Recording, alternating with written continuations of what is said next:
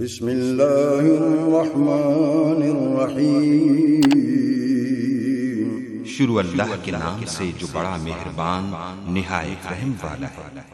لقد أنزلنا إليكم كتابا فيه ذكركم أفلا تعقلون۔ وہ کمال حسن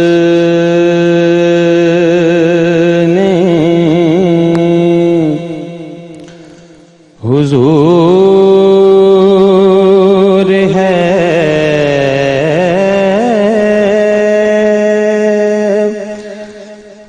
کہ گمان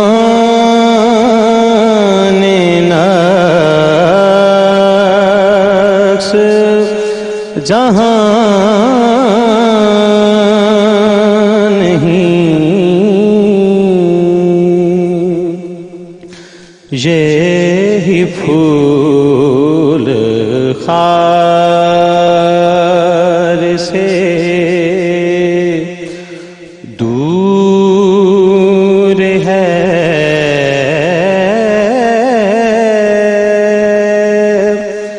یہی شمع ہے کہ دھواں نہیں،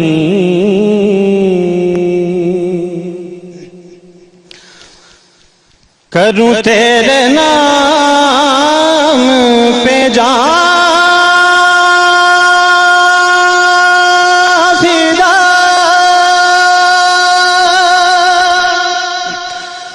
نہ بس ایک جان،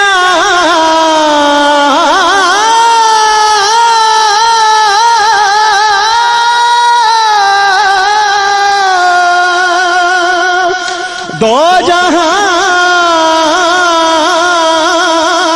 فدا کروں تیرے نام پہ جان فدا، نہ بس ایک جان، دو جہاں فدا، دو جہاں سے بھی نہیں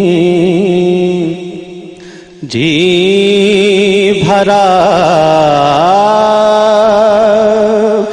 کروں کیا کروڑوں جہاں نہیں، دو جہاں سے بھی نہیں جی بھرا۔ السلام علیکم ورحمۃ اللہ وبرکاتہ۔ الحمدللہ رب العالمین والصلاة والسلام علی سید الانبیاء والمرسلین وعلی من تبعہم بإحسان الی یوم الدین، اما بعد، فاعوذ باللہ من الشیطان الرجیم، بسم اللہ الرحمن الرحیم۔ وَإِن مِّنكُمْ إِلَّا وَارِدُهَا كَانَ عَلَى رَبِّكَ حَتْمًا مَّقْضِيًّا ثُمَّ نُنَجِّي الَّذِينَ اتَّقَوْا وَنَذَرُ الظَّالِمِينَ فِيهَا جَثِيًّا۔ الصلاة والسلام عليك يا سيدي يا رسول الله وعلى آلك وصحابك يا نبي الله۔ الصلاة والسلام عليك يا سيدي يا رسول الله وعلى آلك وصحابك يا رحمة للعالمين۔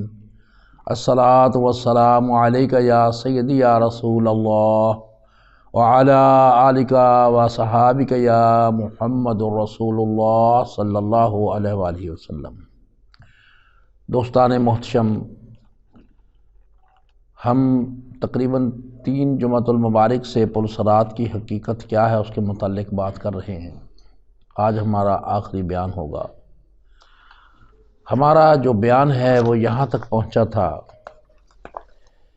کہ نیکیوں کا جو پلڑا ہے اگر وہ کم ہوگا اور گناہوں کا پلڑا زیادہ ہوگا تو حکم ہو رہا ہوگا کہ اس ظالم کو دوزخ کی آگ میں پھینک دو۔ اندازہ کیجئے کہ اس وقت آقا صلی اللہ علیہ وسلم کے قلب مبارک پر کیا بیتے گی۔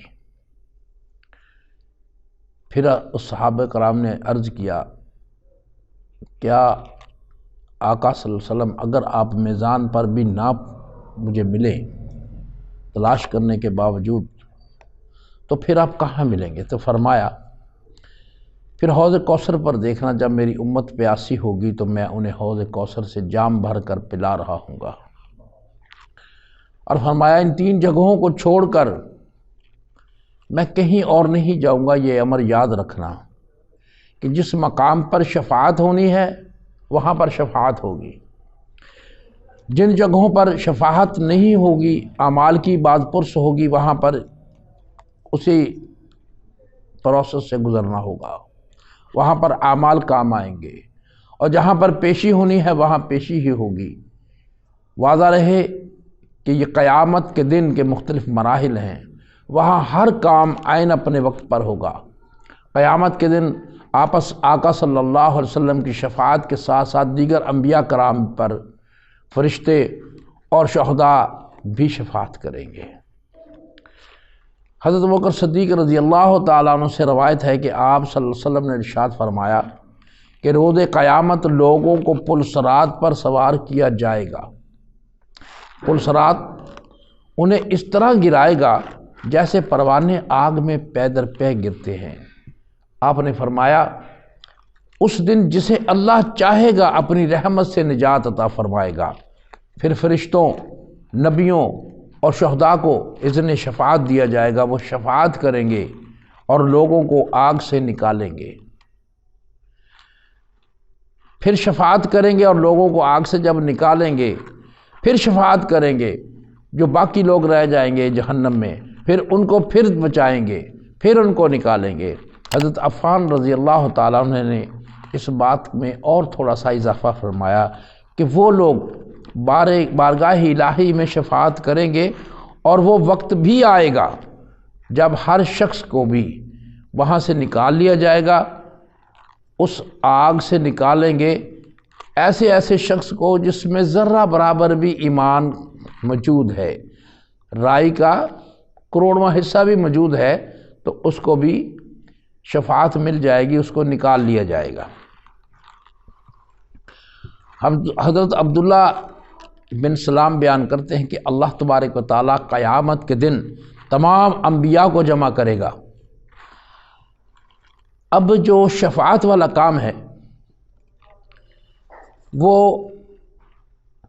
ایسا ہے کہ پیارے آقا صلی اللہ علیہ وسلم جب اللہ تبارک و تعالیٰ کی کرسی لگ جائے گی تو پیارے آقا صلی اللہ علیہ وسلم کو اللہ تبارک و تعالیٰ کہیں گے کہ اے میرے محبوب میرے پاس آ جائیے۔ آپ سجدے میں گر جائیں گے تو اللہ تعالیٰ کہے گا میرے محبوب اپنا مکھڑا تو دکھا مجھے، اپنا مکھڑا اوپر کر، میں اسے دیکھنا چاہتا ہوں۔ تو آپ صلی اللہ علیہ وسلم عرض کریں گے کہ مولا میرے امتی کسی وجہ سے جہنم میں چلے گئے ہیں، ان کو معاف فرما دے۔ اللہ تبارک و تعالیٰ ان کو معاف فرما دیں گے۔ آپ پھر کہیں گے، پھر سجدے میں گر جائیں گے، پھر آپ عرض کریں گے میرے اللہ ابھی میرے امتی اور بھی ہیں، غرض کہ آپ پتہ نہیں 4 دفعہ یا 5 دفعہ سجدے میں گریں گے، اور آخر پر اللہ تبارک و تعالیٰ کہے گا اے میرے محبوب جاؤ جا کر ان کو نکال لو۔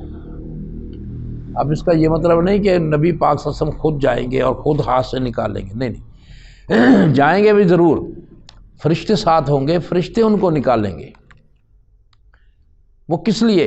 اللہ تبارک و تعالیٰ نے یہ بتانا ہے، یہ بتانا مقصود ہے کہ جو لوگ کہتے ہیں کہ شفاعت صرف اللہ نے ہی کرنی ہے، وہ بھول گئے ہیں کہ پیارے آقا صلی اللہ علیہ وسلم کی بات رب نے رد نہیں کرنی ہے، ان کی وجہ سے شفاعت ہونی ہے۔ تو ان لوگوں کو جو جہنم سے نکالنے ہیں ان کو یہ پتہ لگ جائے کہ ہماری رب نے تو ہمیں جہنم میں گرا دیا، لیکن ہماری شفاعت کرنے والا محمد صلی اللہ علیہ وسلم ہے، ان کی وجہ سے ہم جہنم سے نکل رہے ہیں، اس لیے آپ خود وہاں تشریف لے جائیں گے۔ تو دوستان محترم، حضرت عبداللہ بن سلام بیان کرتے ہیں کہ اللہ تبارک و تعالی قیامت کے دن تمام انبیاء کو جمع کرے گا، اس طرح تمام امتوں کو جمع کرے گا، پھر پل صراط کو جہنم پر رکھ دیا جائے گا، اور ایک اعلان کرنے والا اعلان کرے گا، محمد صلی اللہ علیہ وسلم اور اس کی امت کہاں ہے؟ آپ صلی اللہ علیہ وسلم کھڑے ہو جائیں گے، اور ہر ایک اچھا اور برا امتی آپ صلی اللہ علیہ وسلم کی پیروی کرتے ہوئے کھڑا ہو جائے گا، یہاں تک کہ وہ ابھی پل صراط پر ہی ہوں گے، کراس نہیں کیا ہوگا ہو۔ اللہ تبارک و تعالیٰ آپ کے دشمنوں کی آنکھوں کو اندھا کر دے گا، وہ تمام لوگ جو منافق ہوں گے جہنم میں دائیں بائیں گرنے لگ جائیں گے، لیکن آپ اور آپ صلی اللہ علیہ وسلم کے تمام صالحین بحفاظت اس پر سے گزر جائیں گے، پھر انہیں ہر ایک کے مرتبے کے مطابق فرشتے بھی ملیں گے جو انہیں جنت کا راستہ دکھائیں گے۔ اب یہ سوچنے کی بات ہے کہ اللہ نے فرمایا کہ ان کے جو دشمن ہیں پیارے آقا صلی اللہ علیہ وسلم کے، وہ اندھے ہو جائیں گے۔ وہ کیوں اندھے ہوں گے؟ اس کی وجہ کیا ہے؟ اللہ تعالیٰ نے اپنے محبوب کی لاج رکھی ہے تاکہ کسی اور امت کو یہ پتہ ہی نہ لگے کہ کون نیچے گرا ہے اور کون کراس کر گیا ہے۔ اللہ نے اپنے محبوب صلی اللہ علیہ وسلم کی لاج رکھی ہے وہاں پر۔ پھر اسی طرح کیونکہ اپنے اللہ تعالیٰ کو اپنا محبوب بہت ہی پسند ہے اور بہت ہی پیار کرتا ہے رب، اور وہ جو فرشتے ہیں وہ جنت کا راستہ بتائیں گے کہ آپ ادھر چلے جاؤ، آپ ادھر چلے جاؤ، آپ ادھر چلے جاؤ۔ پھر اللہ تعالیٰ کے عرش کے دائیں جانب آپ کی کرسی رکھی جائے گی، اور پھر اسی طرح ہی جیسے حضرت عیسیٰ علیہ السلام آپ صلی اللہ علیہ وسلم کی پیروی کرتے ہوئے، جیسے آپ صلی اللہ علیہ وسلم تشریف لے گئے تھے، آپ عیسیٰ علیہ السلام اور آپ کی امتی اس پل صراط سے گزریں گے، اور ان کے دشمنوں کو بھی اللہ تعالیٰ اندھا کر دے گا، اور جو منافق اور کافر ہوں گے اس امت کے لوگ وہ جہنم میں گرنے شروع ہو جائیں گے، کیونکہ اللہ تبارک تعالیٰ نے ان کی بھی لاج رکھنی ہے۔ تو عزیزان گرامی، پل صراط پر سے گزرنا صراط مستقیم پر چلنے کی صورت مثالیہ اور حقیقیہ ہے۔ لفظ صراط یہاں بڑی اہمیت کا حامل ہے، اس کی مماثلت سمجھنا بھی بہت ضروری ہے۔ عربی میں دو گھروں کو یا عمارتوں کے درمیانی راستے کو صراط کہتے ہیں۔ مثال کے طور پر ایک ادھر گھر ہے، ایک ادھر ہے، اس کے اوپر سے آپ ایک پل سا بنا لیتے ہیں، گزرگاہ بنا لیتے ہیں، اس کو صراط کہتے ہیں، روڈ کہتے ہیں۔ لیکن صراط اور راستہ بعض اوقات جگہ یا جگہ سے متعلق راستوں کے علاوہ معنوں میں بھی استعمال ہوتا ہے۔ جیسے ہم کہتے ہیں فلاح کا راستہ، اچھائی کا راستہ، اب یہ روڈ تو نہیں ہے۔ پھر ہم کہتے ہیں خوشحالی کا راستہ، یہ بھی روڈ نہیں ہے۔ یہاں یہ اصطلاح منزل تک پہنچنے کے ذریعے کے معنوں میں استعمال ہوتی ہے۔ قرآن پاک میں اللہ پاک نے ارشاد فرمایا اہدنا الصراط المستقیم۔ اللہ پاک نے بندوں کو یہ دعا سکھائی، ہمیں سیدھا راستہ دکھا، اے اللہ ہمیں سیدھا راستہ دکھا۔ اس سے مراد حق تک پہنچنے کا ذریعہ ہے، فرمان مصطفیٰ صلی اللہ علیہ وسلم کے مطابق زندگی گزارنا ہے۔ جیسے فرمایا صراط الذین انعمت علیہم، اے باری تعالیٰ ہمیں ان لوگوں کا راستہ دکھا جن پر تو نے انعام کیا، جن کو تو نے چن لیا، جن کو تو نے پسند کر لیا، اے اللہ ہمیں تو ان کا راستہ دکھا دے۔ اب یہ وہ راستہ کو روڈ تو نہیں ہے، نہ جسے ہم بولتے ہیں کامیابی کا راستہ، اس سے مراد ہے کہ کامیابی حاصل کرنے کا ذریعہ طریقہ۔ تو پتہ یہ چلا کہ صراط دراصل دنیا میں ہمارے اعمال ہیں جو انسان کے لیے جہنم کی وعید یا جنت کی نوید دیتے ہیں۔ اس دنیا میں چاہتے ہوئے یا نہ چاہتے ہوئے ہر انسان موت اور اس کے بعد کی زندگی کی طرف گامزن ہے۔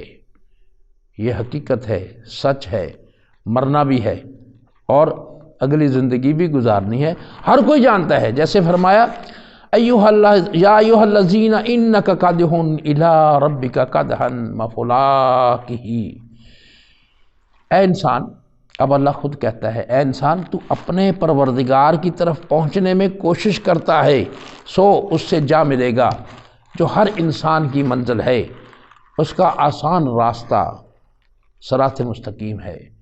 اللہ نے خود بتا دیا کہ اگر تم نے میرے تک پہنچنا ہے اور صحیح راستے پہ چل کر آنا ہے تو وہ صراط مستقیم ہے، اور جو اس سے بھٹک جاتا ہے وہ گمراہ ہو جاتا ہے۔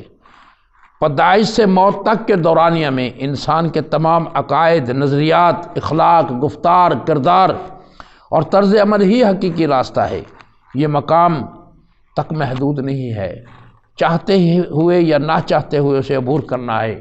قرآن کریم نے انسان کی خالص فطرت کے مطابق ایک خدا کی عبادت اور اس کے احکام کے سامنے سر تسلیم خم کرنے کا حکم دیا ہے۔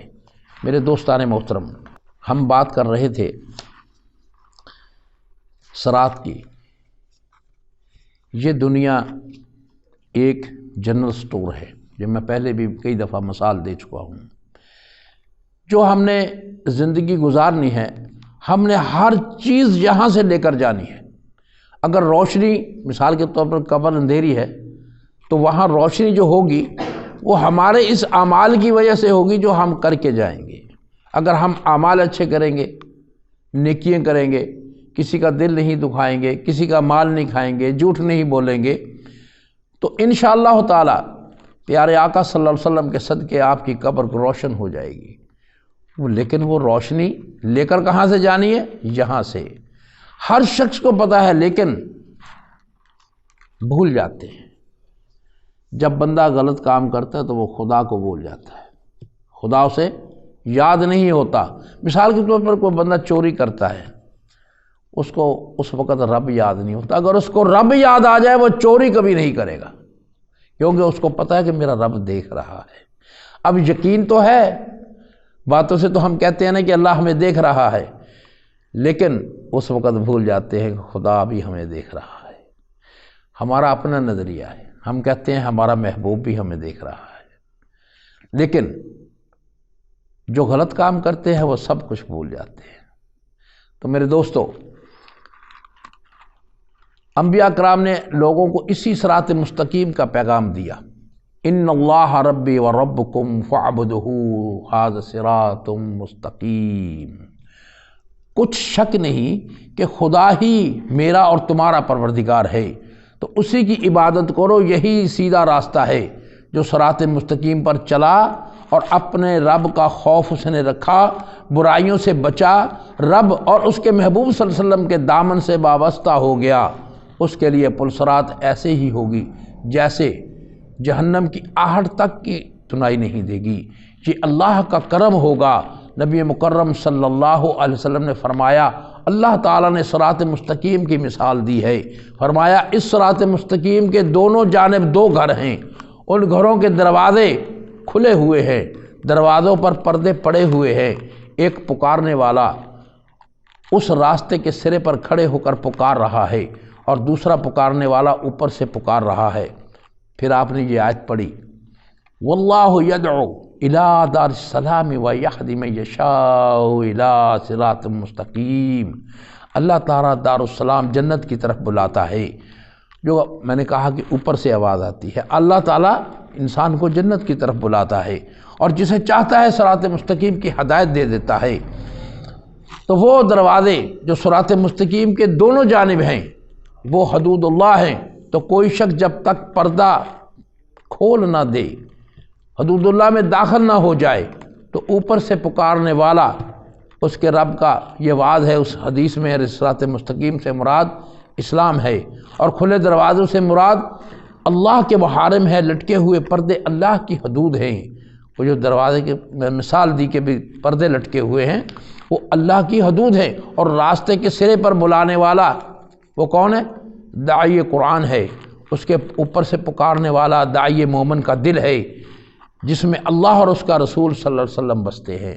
اور جس کسی نے میرے محبوب صلی اللہ علیہ وسلم کو اپنے دل میں بسا لیا، اس کی یہ دنیا بھی بہتر بن جاتی ہے اور آخرت والی دنیا بھی بہتر بن جاتی ہے، وہ دونوں جہانوں میں قائم اور دائم رہتا ہے، اس کو موت نہیں آتی۔ موت کیا ہے؟ انتقال کا نام ہے، اس جہان سے دوسری جگہ پر چلے جانا۔ تو اس شخص کو موت نہیں آتی ہے، موت اس کو آتی ہے جو مردود ہوتا ہے، جس کے دل میں محمد مصطفیٰ صلی اللہ علیہ وسلم کا عشق نہیں تو کچھ بھی نہیں ہے، اس کو کچھ نہیں ملتا۔ تو ترمذی میں یہ میں نے جو حدیث پاک بیان کی ہے 2859 نمبر آیت ہے، دنیا میں دین میں اور انصاف کا راستہ اس پل صراط کی تمثیل ہے، جو دنیا میں صراط مستقیم پر قائم رہا وہ آخرت میں بھی پل صراط سے سہولت کے ساتھ گزر جائے گا، اور جس کے قدم یہاں پر ڈگمگا گئے وہ وہاں بھی پھسل جائے گا، وہ یہاں بھی پھسل گیا۔ میرے دوستو، یہ دنیا ہی وہ بازار ہے، یہ دنیا ہی وہ جنرل سٹور ہے، یہاں سے آپ نے جہنم کی آگ یا جنت کی نعمتیں خریدنی ہیں۔ ایک طرف جہنم کا سودا بیچنے والے ہیں، اس کے گاہک بہت زیادہ ہیں، اور بدقسمتی سے اسلامی مراکز کچھ ایسے لوگوں سے بھرے پڑے ہیں جو دنیاوی فائدے کے لیے اللہ اور اس کے رسول کا نام استعمال کرتے ہیں۔ ایسے لوگ جب لوگوں کو دین سکھائیں گے تو عوام پر اس کا کیا اثر پڑے گا؟ کیونکہ وہ دین سکھاتے نہیں، وہ آدمیوں کو ترغیب دیتے ہیں دوسرے کاموں کی۔ جس کے پاس خود جہنم کا سودا ہو اس نے لوگوں کو کیا جنت کا سودا دینا ہے؟ لوگ دنیاوی فائدے کے لیے دین کو فراموش کر دیتے ہیں۔ جب یہ دنیاوی آنکھیں ہمیشہ کے لیے بند ہوں گی اور حقیقت سے پردہ اٹھے گا، انہیں اپنے اپنے گھر جہنم نظر آئے گا، پھر انسان پچھتائے گا، لیکن اس وقت عمل کا دروازہ بند ہو چکا ہوگا۔ اب کوئی ایک رائے کے برابر بھی عمل سوالے نہیں دے گا اور نہ وہ عمل کر سکے گا۔ اللہ تبارک و تعالیٰ کی پناہ ایسے لوگوں کے لیے اللہ کی رسی دراز ہوتی ہے، ان کو یہ احساس ہی نہیں ہوتا کہ ہم نے ایک دن مرنا ہے۔ عذاب اور آزمائشیں اور ان کے برے اعمال کی شکل ہر بار جب دنیاوی جہنم کی آگ انہیں گھیرتی ہے تو توبہ کرتے ہیں، آئندہ سرکشی نہ کرنے کا رب سے عہد کرتے ہیں، مگر پھر گمراہ ہو جاتے ہیں۔ آپ نے دیکھا ہوگا کہ لوگ کہتے ہیں توبہ توبہ توبہ توبہ، وہ منہ سے توبہ کہتے ہیں، دل سے توبہ نہیں کرتے۔ جب کوئی دل سے توبہ کر لیتا ہے تو اللہ اس کو سیدھا راستہ دکھا دیتا ہے۔ جان لو ان ربک لبالمرصاد، بے شک آپ کا رب سرکشوں اور نافرمانوں کو خوب غور سے سن اور دیکھ رہا ہے۔ پھر جب مستقل سرکشی کی وجہ سے دلوں پر مہر لگ جاتی ہے تو پھر آخر کار وہ اس پل صراط سے جہنم کے گڑھے میں ہمیشہ کے لیے گر جائیں گے۔ یہ اللہ پاک نے سرکشی کی سزا دی ہے۔ پھر وہاں یہ کہیں گے ربنا اخرجنا منہا فإن عدنا فإنا ظالمون، اے ہمارے رب تو ہمیں یہاں سے نکال دے، پھر اگر ہم اس گمراہی کا اعادہ کریں تو بے شک ہم ظالم ہوں گے۔ اور اللہ جبار جواب دیں گے قال اخسئوا فیہا ولا تکلمون، ارشاد ہوگا اب اسی ذلت میں تم پڑے رہو گے، مجھ سے بات کرنے کا کوئی فائدہ نہیں۔ اللہ پاک اپنے حبیب صلی اللہ علیہ وسلم کے صدقے ہمیں اس سے محفوظ رکھے۔ وہ لوگ جب یہ رب سے پکاریں گے اور رب کو کہیں گے کہ اے اللہ ہم بھی تو تیرے بندے ہیں، کیا کہیں گے؟ ہم بھی تو تیرے بندے ہیں، تو اللہ تعالیٰ کہیں گے کہ اے میرے بندو، تم نے دنیا میں مجھے بھلا دیا، آج میں نے تمہیں بھلا دیا، آج میں نے تمہیں بھلا دیا۔ تو دوستان محترم، جب وہ جنت کے لوگ چلیں گے تو جہنم کے لوگ آواز دیں گے، اس جہنم سے گرنے سے پہلے وہ کہیں گے اے اللہ والو ہمیں بھی تھوڑا سا یہ روشنی کا نور دے دو، ہمیں بھی تھوڑا سا پانی عنایت کر دو۔ وہ آواز آئے گی اوپر سے کہ اے میرے بندو، یہ روشنی، یہ پانی، یہ دنیا سے لے کر آنا تھا جو تم لوگ لے کر نہیں آئے، آج تم لوگ اس کے لیے ترستے رہو گے، کیونکہ تم نے یہ سودا وہاں سے خریدا نہیں اور یہاں پر اس کا بازار نہیں ہے جہاں سے تم خرید سکو، لہذا وہ لوگ اسی طرح ہی تڑپتے اور جلتے ہوئے جہنم میں گر جائیں گے۔ اور پھر یہ آپ دیکھو کہ آقا صلی اللہ علیہ وسلم، ہائے ہائے ہائے قربان جاؤں کہ آپ کتنے پیار کرتے ہیں اپنی امتیوں سے کہ جب آخر پہ آپ اس کو نکال کے لے آئیں گے اپنے جہنمی لوگوں کو، تو اس کے بعد جب وہ جنت میں چلے جائیں گے، جنت میں جا کر رہنے لگ جائیں گے، ان کو جگہ بھی دے دی جائے گی، تو جب کوئی بھی بلائے گا وہ یہ کہے گا کہ جہنم سے آنے والے ہیں، یہ جہنمی ہیں، وہاں سے آئے ہیں۔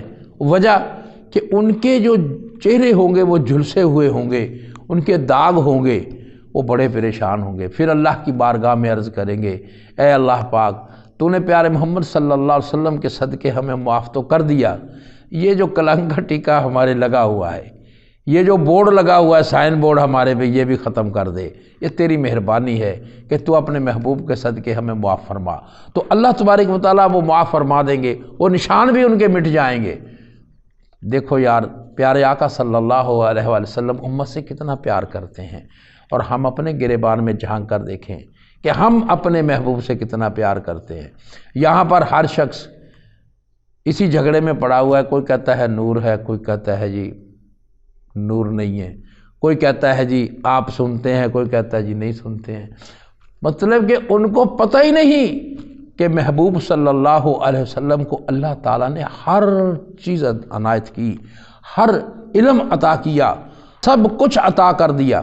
اللہ تعالیٰ نے خود کہہ دیا کہ میرا محبوب نور بھی ہے، میرا محبوب عبد بھی ہے، میرا محبوب ہر چیز کا مالک ہے، میں نے اس کو اتھارٹی دے دی۔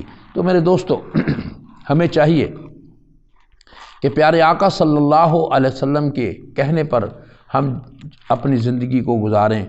اللہ تبارک و تعالیٰ کو اپنے حبیب صلی اللہ علیہ وسلم کی ہر ادا پسند ہے، اور آپ کسی بھی ادا کو اگر اپنا لیں تو اللہ تبارک و تعالیٰ آپ سے بھی محبت کریں گے۔ محمد مصطفیٰ صلی اللہ علیہ وسلم کی محبت کی تمام جو منزلیں ہیں عبور کرتے ہوئے جب آپ عشق کریں گے رسول پاک صلی اللہ علیہ وآلہ وسلم سے، تو اللہ تبارک و تعالیٰ آپ پر بے شمار رحمتیں کرے گا، بے شمار کرم کرے گا۔ دوستان محترم، حضرت ابوبکر صدیق رضی اللہ تعالیٰ عنہ، آپ فناف رسول ہے، آپ نے اپنا سب کچھ آپ کے محبت میں لٹا دیا۔ آپ اس مقام پر پہنچ گئے کہ اللہ تبارک و تعالیٰ نے جب غار ثور میں آپ موجود تھے، اور وہ تو لمبا واقعہ ہے سام والا، تو اللہ تعالیٰ نے وہاں کیوں آپ کو لے کے گیا؟ غار ثور میں کس لیے لے کے گیا؟ رب تو رب ہے، وہ چاہتا تو مکہ سے اٹھاتا سیدھا مدینے لے جاتا۔ کیوں بھائی، بات میری ٹھیک ہے نا؟ لیکن نہیں، ٹریننگ کرنی تھی، تھوڑی سی گفتگو کرنی تھی، تھوڑا سا ان کو بتانا تھا۔ حضرت ابوبکر صدیق رضی اللہ تعالیٰ عنہ کو رنگنا تھا، تو آپ اس میں رنگ گئے۔ اس کی مثال میں یوں دوں گا، دلیل بلکہ دوں گا، کہ جب مدینہ پاک میں آپ چلے گئے تو جو بھی آتا وہ حضرت ابوبکر صدیق رضی اللہ تعالیٰ عنہ کو مل کر چلے جاتا۔ آپ سمجھ گئے کہ لوگوں کو یہ سمجھ نہیں ہے کہ محمد صلی اللہ علیہ وسلم کون ہے۔ آپ نے پردہ لے کے آپ کے اوپر سائبان کر دیا، اس کو ایک سایہ بنا دیا آپ صلی اللہ علیہ وسلم پر، کہ تاکہ لوگوں کو یہ پتہ لگ جائے کہ غلام کون ہے اور مالک کون ہے۔ مقصد بات کرنے کا یہ ہے کہ آپ کی شکل بھی ویسی ہی نظر آ رہی تھی لوگوں کو جیسے محمد صلی اللہ علیہ وسلم ہے۔ اس کو کہتے ہیں فنا ہو جانا، اپنے آپ کو فنا کر دیا انہوں نے، ایسے ہی نہیں رتبہ پا لیا، اللہ تبارک و تعالیٰ نے ایسے ہی نہیں آپ کو پسند کر لیا۔ تو میرے دوستو، جب تک معرفت و عشق کا سودا دینے والوں سے اگر آپ جڑ نہیں جائیں گے تو صراط مستقیم پر آپ نہیں چل سکتے۔ جو پل صراط کی تمثیل ہے، اس کے سے گزرنے کے لیے آپ کو ان لوگوں کے ساتھ ملنا پڑے گا، اور جب آپ ان سے ملیں گے اور ان کے کہنے پر چلیں گے تو تب کہیں جا کر آپ صراط مستقیم پر چلیں گے اور پل صراط سے آسانی سے گزر جائیں گے۔ میرے دوستو، میرا آخری پیغام یہی ہے کہ پیارے آقا صلی اللہ علیہ وسلم کی سیرت پر عمل کریں، آپ کی سنت پر عمل کریں، انشاءاللہ تعالی فلاح پائیں گے۔ وما علینا الا البلاغ المبین۔